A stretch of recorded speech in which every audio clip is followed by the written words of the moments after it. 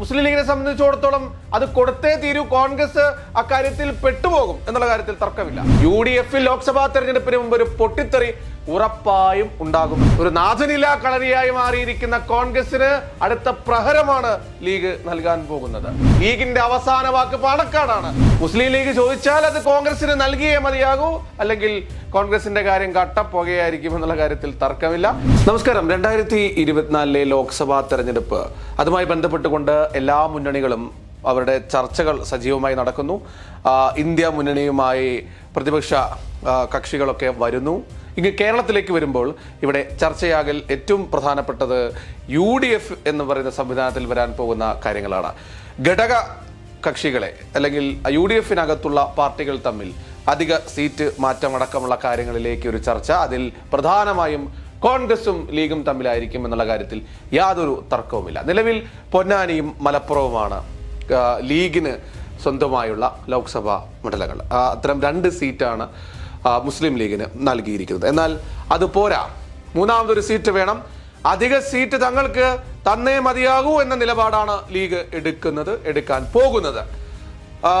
മലബാറിലെ തന്നെ അല്ലെങ്കിൽ കോഴിക്കോട്, അതോടൊപ്പം തന്നെ കണ്ണൂർ, വയനാട്, കാസർഗോഡ് തുടങ്ങിയ സ്ഥലങ്ങളിൽ ഏതെങ്കിലും ഒരു മണ്ഡലം തങ്ങൾക്ക് നൽകണം എന്ന ആവശ്യമാണ് മുസ്ലിം ലീഗ് നൽകുന്നത്. സ്വാഭാവികമായും അറിയാം, മുസ്ലിം ലീഗിനെ സംബന്ധിച്ചിടത്തോളം അത് കൊടുത്തേ തീരൂ. കോൺഗ്രസ് അക്കാര്യത്തിൽ പെട്ടുപോകും എന്നുള്ള കാര്യത്തിൽ തർക്കമില്ല. UDFനകത്തെ ഏറ്റവും പ്രധാനപ്പെട്ട കക്ഷി കൂടിയാണല്ലോ. എന്തുകൊണ്ടും ഒരു സീറ്റ് ചോദിക്കാൻ അധികാരമുണ്ട് ലീഗിന്, അത് ചോദിക്കാൻ എന്നുള്ള കാര്യത്തിലും തർക്കമില്ല. അത്തരത്തിൽ കോൺഗ്രസ് ഒരു പ്രതിസന്ധിയിലേക്ക് ഇക്കാര്യത്തിൽ പോകും. കാരണം മുസ്ലിം ലീഗും പാണക്കാട് തങ്ങൾ അതിൻ്റെ ഒരു സൂചന ഇന്ന് നൽകിക്കഴിഞ്ഞു. തങ്ങൾക്ക് അർഹതയുണ്ട്, 3ാം സീറ്റിന് അർഹതയുണ്ടെന്ന് പാണക്കാട് തങ്ങൾ പറഞ്ഞാൽ പിന്നെ ലീഗിനകത്ത് ഒരു അപ്പീലുമില്ല.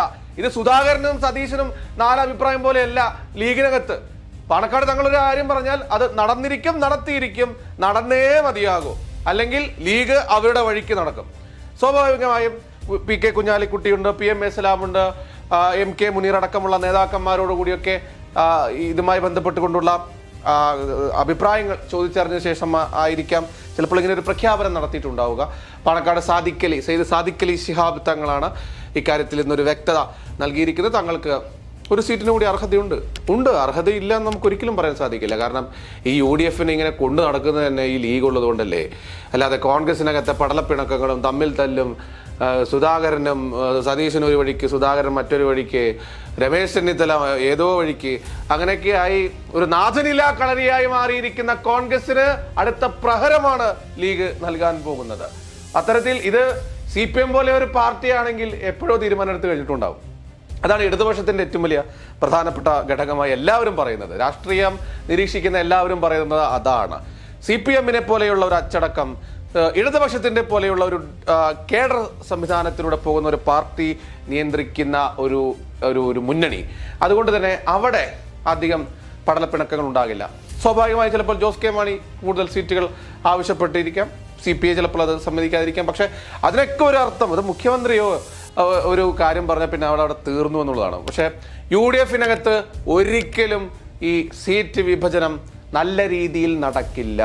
ലോക്സഭാ തെരഞ്ഞെടുപ്പിന് മുമ്പ് UDF ലോക്സഭാ തെരഞ്ഞെടുപ്പിന് മുമ്പ് ഒരു പൊട്ടിത്തെറി ഉറപ്പായും ഉണ്ടാകുമെന്നുള്ള കാര്യത്തിലും തർക്കമില്ല. കാരണം എല്ലാ ഘടക കക്ഷികളും കൂടുതൽ സീറ്റുകൾ ആവശ്യപ്പെടാൻ സാധ്യതയുണ്ട്. വിജയസാധ്യതയുള്ള സീറ്റുകൾ തന്നെയായിരിക്കും ആവശ്യപ്പെടുക. ലീഗിനെ സംബന്ധിച്ചിടത്തോളം മലപ്പുറം ജില്ല സേഫാണ്. അതുകൊണ്ട് ലീഗിന് അത് പേടിക്കാനൊന്നുമില്ല. ആ 2 സീറ്റും പൊന്നാനിയും മലപ്പുറവും അവിടെ തന്നെ ഉണ്ടാകും. ET മുഹമ്മദ് ബഷീർ നിലവിലെ MP ആയിരിക്കുന്ന പൊന്നാനിയിലെ ET മുഹമ്മദ് ബഷീർ MP-യെ മലപ്പുറത്തേക്ക് മാറ്റും. അതോടൊപ്പം തന്നെ മലപ്പുറത്തെ MP ആയിരിക്കുന്ന അബ്ദുൾ സമദ് സമദാനിയെ പൊന്നാനിയിലേക്ക് മാറ്റും. അത്തരത്തിൽ ചെറിയൊരു വെച്ച് മാറ്റമുണ്ട്. പക്ഷെ അത് കൂടാതെ ഒരു നേതാവിന്, യുവനിരയിലെ ഒരു നേതാവിന് ഒരു സീറ്റ് നൽകണം എന്നുള്ളൊരു തീരുമാനം സ്വാഭാവികമായും ഉണ്ട്. അത് കണ്ണൂരോ അല്ലെങ്കിൽ കാസർഗോഡോ വയനാടോ വേണം എന്നതാണ് ആവശ്യമെങ്കിൽ പല രീതിയിൽ UDF കുടുങ്ങും. വയനാട് മണ്ഡലം തന്നെ വേണം എന്ന് പറഞ്ഞാൽ കുഴങ്ങിപ്പോകും. കാരണം നിലവിൽ രാഹുൽ ഗാന്ധിയാണ് അവിടുത്തെ MP. പക്ഷേ അത് കൈമാറ്റം ചെയ്യുമോ? രാഹുൽ ഗാന്ധി വീണ്ടും ഇനി വയനാട്ടിൽ മത്സരിക്കാൻ സാധ്യതയുണ്ടോ എന്ന സംശയം പോലും. അതാണ്, വയനാട്ടിൽ രാഹുൽ ഗാന്ധി പോലും മത്സരിക്കുമോ ഇല്ലയോ എന്ന് ഉറപ്പ് പോലും ഇല്ല. കോൺഗ്രസിനെ സംബന്ധിച്ചിടത്തോളം. ഇപ്പോഴും അതിന് തീരുമാനമായിട്ടില്ല എന്നുള്ളതാണ്. അന്ന് എന്തോ പേടിച്ചിട്ട്, അതായത് അവിടെ നിന്നിട്ട് ജയിക്കൂല എന്ന് ഉറപ്പായതുകൊണ്ടാണ് വയനാട്ടിൽ കൊടുന്ന് നിർത്തിയത് എന്ന ആക്ഷേപമാണല്ലോ ഉള്ളത്. അപ്പോൾ രാഹുൽ ഗാന്ധി ഇനി കേരളത്തിൽ മത്സരിക്കുമോ എന്ന ഉറപ്പ് പോലും നൽകുന്നില്ല. വയനാട്ടുകാർ അപ്പോൾ വോട്ട് ചെയ്ത് വിജയിപ്പിച്ചതൊക്കെ എന്തിനാണാവോ എന്നുള്ളൊരു സംശയം. കാരണം ഇടക്കാലത്ത് അദ്ദേഹത്തിന്റെ പണി പോവുകയൊക്കെ ചെയ്തിരുന്നല്ലോ. അപ്പോൾ വയനാട് മുസ്ലിം ലീഗിന് കൊടുക്കുകയാണെങ്കിൽ, കാരണം മലപ്പുറം ജില്ലയുടെ മറ്റൊരു ഭാഗം കൂടി ഈ വയനാട് മണ്ഡലത്തിലുണ്ട്. നിലമ്പൂർ അടക്കമുള്ള മേഖല വയനാട് ലോക്സഭ ടെറിറ്ററിയിൽപ്പെട്ടതാണ്, അല്ലെങ്കിൽ ലോക്സഭയിൽപ്പെട്ടതാണ്. അതുകൊണ്ട് ചിലപ്പോൾ എളുപ്പത്തിൽ വിജയിക്കാൻ വേണ്ടി സാധിക്കും എന്നുള്ളതുകൊണ്ട് നിലമ്പൂർ ഉൾപ്പെടെയുള്ള മേഖലകൾ, ആ ഭാഗങ്ങൾ ഈ വയനാട് മണ്ഡലത്തിൽപ്പെട്ടതാണ്. അപ്പോൾ മലപ്പുറം ജില്ലയിൽ നേരത്തെ തന്നെ പൊന്നാനിയിലും മലപ്പുറത്തും അവർ തന്നെ, അതായത് മുസ്ലിം ലീഗിനാണ് അല്ലെങ്കിൽ UDF-നാണ് MP, അല്ലെങ്കിൽ അവരാണ് ഉള്ളത്, അവർക്ക് ഏറ്റവും കൂടുതൽ സ്വാധീനമുണ്ട്. അപ്പോൾ ഈ നിലമ്പൂർ കൂടി കിട്ടുകയാണെങ്കിൽ സ്വാഭാവികമായും വയനാടും കൂടെ വിജയിക്കാനാകും എന്നാണ് UDF കരുതുന്നത്, അല്ലെങ്കിൽ മുസ്ലിം ലീഗ് കരുതുന്നത്. പക്ഷേ വയനാട് സീറ്റ്, ആകെയുള്ളൊരു സീറ്റ് വിട്ടുകൊടുക്കുമോ എന്ന കാര്യത്തിൽ സംശയമുണ്ട്. അതുകൊണ്ട് തന്നെ കാസർഗോഡോ അല്ലെങ്കിൽ കണ്ണൂരോ ഏതെങ്കിലും സീറ്റുകൾ നൽകും. പക്ഷേ വിജയസാധ്യതയില്ലാത്ത ഒരു സീറ്റും ലീഗ് കോൺഗ്രസിന്റെ കയ്യിൽ നിന്നും വാങ്ങില്ല. വിജയസാധ്യതയുള്ള കോൺഗ്രസ് ലീഗ് പോരില്ലാത്ത ഒരു സ്ഥലത്തെ ഒരു സീറ്റ് കൂടിയാണ് സ്വാഭാവികമായും മുസ്ലിം ലീഗ് ചോദിക്കുന്നത്. മുസ്ലിം ലീഗ് ചോദിച്ചാൽ അത് കോൺഗ്രസിന് നൽകിയേ മതിയാകൂ, അല്ലെങ്കിൽ കോൺഗ്രസിന്റെ കാര്യം കട്ടപ്പുകയായിരിക്കും എന്നുള്ള കാര്യത്തിൽ തർക്കമില്ല. സാദിഖ് അലി തങ്ങളാണ് ഇത് പ്രഖ്യാപിച്ചിരുന്നെങ്കിലും കുഞ്ഞാലിക്കുട്ടിക്കും PMS സലാമിനും ഒക്കെ ഇതേ നിലപാട് തന്നെയായിരിക്കും. മറ്റ് ലീഗ് നേതാക്കൾക്കും ഇതേ നിലപാടായിരിക്കും. കാരണം പാണക്കാട് കുടുംബമാണ് അധ്യക്ഷ പദവിയിലിരിക്കുന്നത്. പാണക്കാടാണ് എല്ലാ കാര്യങ്ങളുടെയും, ലീഗിന്റെ അവസാന വാക്ക് പാണക്കാടാണ്. അതുകൊണ്ട് പാണക്കാട് തങ്ങൾ ഒരു കാര്യം പറഞ്ഞാൽ പിന്നെ അക്കാര്യത്തിൽ മറ്റൊരു ചോദ്യമില്ല. അത് തീരുമാനം നടന്നാൽ അത് നടപ്പിലാക്കുക എന്നല്ലാതെ കോൺഗ്രസിനെ സംബന്ധിച്ചിടത്തോളം യാതൊരു മാർഗവും മുമ്പിലില്ല. പ്രത്യേകിച്ച് നിലവിൽ ഈ മുസ്ലിം ലീഗും സമസ്തയും ഒക്കെ അസ്വസ്ഥരായാണ് UDF-മായി മുന്നോട്ട് കൊണ്ടുപോകുന്നത്. പക്ഷേ ഈ രാമക്ഷേത്ര പ്രതിഷ്ഠാ ദിനവുമായി ബന്ധപ്പെട്ടുകൊണ്ട് ചില അസ്വസ്ഥതകൾ ഉണ്ടായിരുന്നു. പക്ഷെ അതിനൊരു മറുപടി എന്നോണം കഴിഞ്ഞ ദിവസം സോണിയാഗാന്ധിയും മല്ലികാർജുൻ ഖാർഗെയും ഒന്നും പങ്കെടുക്കില്ല എന്ന് പറഞ്ഞതോടുകൂടി അതിലൊരു മാറ്റം വന്നിട്ടുണ്ട്. ആ പ്രശ്നത്തിലൊരു അഴകുഴമ്പൻ നിലപാട് മാറ്റി വെച്ചിട്ടുണ്ട്. അതിനെ സാദിഖ് അലി തങ്ങൾ സ്വാഗതം ചെയ്യുകയും ചെയ്തിട്ടുണ്ട്.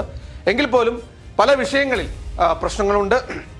ഇടതുപക്ഷത്തേക്ക് പോകണമെന്ന് ആഗ്രഹിക്കുന്ന കുറച്ച് ആളുകൾ ഉണ്ട്. അതാണ് കോൺഗ്രസ് ഏറ്റവും കൂടുതൽ പേടിക്കേണ്ടത്. ഇടതുപക്ഷത്തേക്ക് പോകണമെന്ന് ആഗ്രഹിക്കുന്ന ഒരു വിഭാഗം ലീഗിലും സമസ്തയിലുമുണ്ട്. അത് തന്നെയാണ് കോൺഗ്രസിന്റെ പേടി.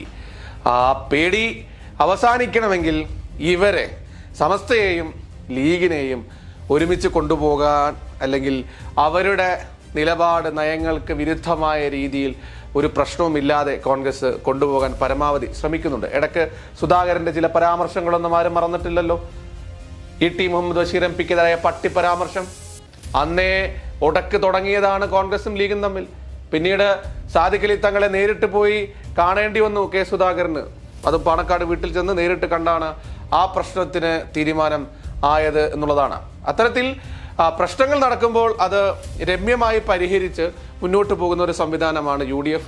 പക്ഷേ എന്നും ഈ പ്രശ്നങ്ങൾ ഉണ്ടാകുകയും രമ്യമായി പരിഹരിക്കുകയും ചെയ്യുന്ന ഈ നടപടിക്രമം ഇങ്ങനെ തുടർന്നുകൊണ്ടിരിക്കുന്നത് സ്വാഭാവികമായും UDF-ന് ഭൂഷണമല്ല എന്നുള്ള കാര്യത്തിൽ തർക്കമില്ല.